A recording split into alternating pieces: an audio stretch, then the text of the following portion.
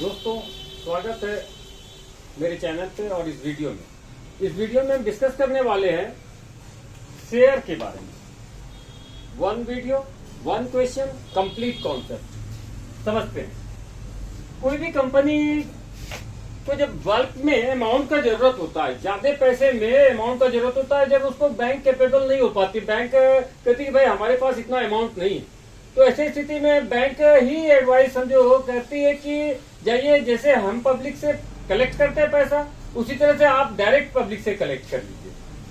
तो मान लिया जाए कोई कंपनी 99 रुपीज का है, अब ये करोड़ में भी हो सकता है, अरब में भी हो सकता है, 99 का है, 99 करोड़ ही चलो 99 रुपीज का, और वो चाहता है कि कंपनी को और एडवांस बनाने के लिए 1 रुपीज का और जरूरत है।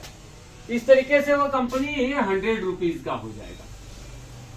ठीक है, अब इस 1 रुपीज के लिए वो कंपनी 100 शेयर रिलीज कर देती है। कॉन्सेप्ट को क्लियर करो। कॉन्सेप्ट क्या?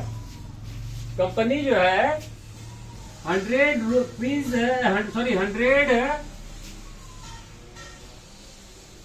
शेयर रिलीज कर देती है। ठीक है,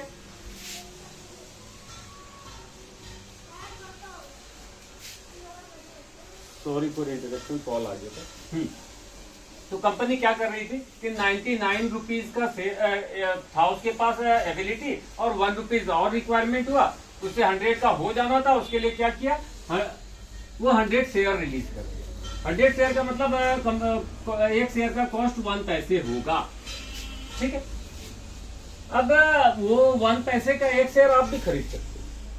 इससे आप उस कंपनी के 0.0001% के हिस्सेदार हो जाइएगा। आप कहिएगा कि इतना परसेंट हमारा भी हिस्सेदारी है उस कंपनी में, 1 पैसे का शेयर खरीदे। इसका मतलब क्या निकलता है कि अगर आप किसी कंपनी का शेयर खरीदते हैं तो आप उस कंपनी के हिस्सेदार हो जाते हैं।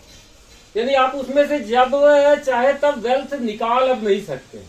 यानी आपका शेयर में लगा हुआ पैसा कंपनी किसी काम में इन्वेस्ट है। पहले ही बता चुके थे कि कंपनी किस लिए शेयर रिलीज की थी, कि कंपनी को सोफिस्टिकेट करने का या एडवांसमेंट का जरूरत था, तो उससे कंपनी और अच्छे से चलने लगता। और हम कंपनी का शेयर हमेशा खरीदना चाहते हैं, क्योंकि हम जानते हैं कि बैंक में इन्वेस्ट करेंगे मतलब वो एक फिक्स तरीके से बढ़ेगा, जबकि अगर हम बिजनेस में लगाते हैं तो हर साल आपको लगातार अर्न करके देता रहता है। आप सोते रहते हैं तो भी आपका पैसा बिजनेस में लगा हुआ है, वो अर्न करता रहता है हर समय। लोग और बड़ी बड़ी मल्टीनेशनल कंपनीज का क्या है, वो हर जगह दुनिया भर के कोने कोने में सामान बेचती है। यानी आपका पैसा हर समय अर्न पे लगा हुआ है, हर समय आपके पैसे से बना हुआ सामान खरीद और बिक रहा है।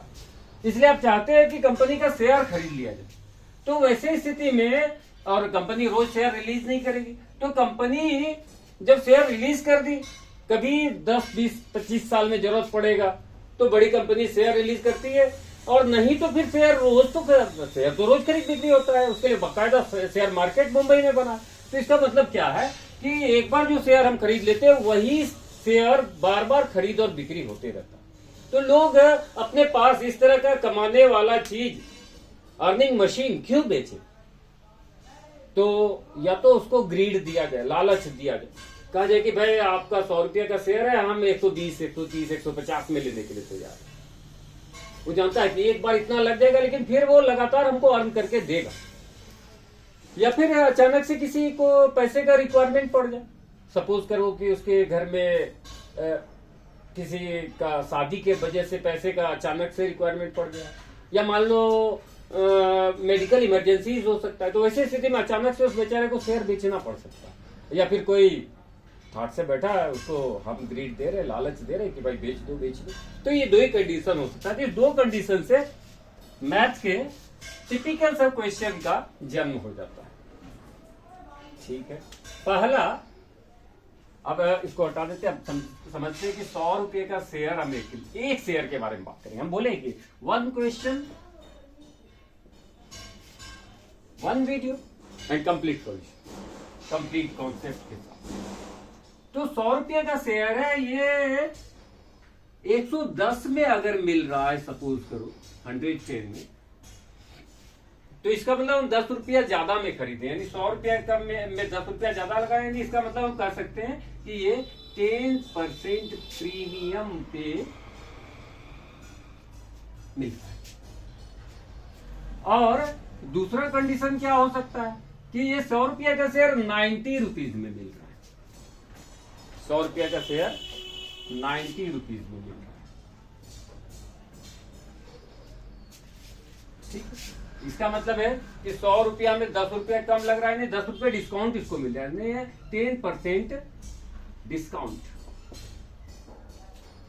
और ये 10% प्रीमियम का कहानी है, ये 10% डिस्काउंट का कहानी है। अब 10% प्रीमियम मिलने के वजह से वो 110 का हो गया, वो 100 रुपया में खरीदने गया था और 110 रुपया लग गया। और यहाँ पर 10% डिस्काउंट के वजह से वो 100 रुपया का चीज 90 रुपया में खरीद के ले आया। अब क्या हो रहा है कि एक्चुअल में प्रॉफिट को ही हम कहते हैं डिविडेंड। तो कंपनी मान लो सपोज करो कि 20% डिस्काउंट अलाउ किया है, मतलब 20 रुपीज, और 100 रुपये में 20 रुपीज मतलब 20% का डिस्काउंट डिविडेंड अलाउ किया है। कंपनी कह रहा है कि हम 100 रुपया पे 20 रुपया देते हैं भैया।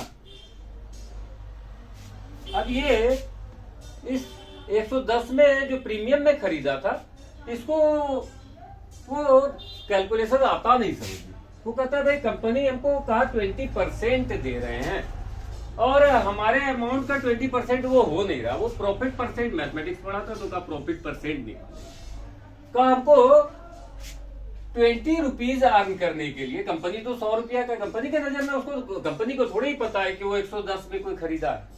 वो तो आपका 100 रुपीज का वो टिकट देखेगा, एक टिकट कहेगा लो 20 रुपया ले लो तुम भाई खरीदो। तो यहाँ पर क्या है कि उसको भले 110 में मिला है, लेकिन उसपे कहीं 110 लिखा हुआ नहीं। वो जब हम खरीदते हैं तो पेपर का टुकड़ा होता है, उस पर लिखा होता है एक 1 शेयर 100 रुपीज का वैल्यू। तो इसका मतलब कंपनी के नजर में वो 100 वैल्यू का, यानी कंपनी हमेशा उसको 20 रुपीज ही पे करेगी, चाहे किसी के पास हो, मुकेश के पास या सुरेश के पास। ठीक है, तो इसको 110 में भले ही मिला हो, यानी अगर हम प्रॉफिट परसेंट निकालते हैं तो हम देखते हैं कितना प्रॉफिट 20, इन्वेस्टमेंट कितना करना पड़ा 110 इंटू 100%, 0 0 और 0 0।